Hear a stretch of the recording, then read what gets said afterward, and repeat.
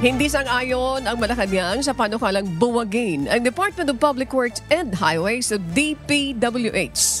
Ayon kay Palace Press Officer Undersecretary Claire Castro, hindi naman lahat ng nasa ahensya ay gumagawa ng mali, kundi mayroon pa rin anyang mga public official na gumagawa ng kanilang obligasyon.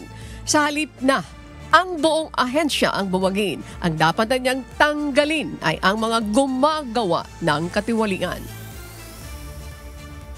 Sa ngayon po ay hindi po pa naiisip kung dapat itong i-abolish dahil dapat ang tanggalin dito ay yung mga gumagawa ng mali.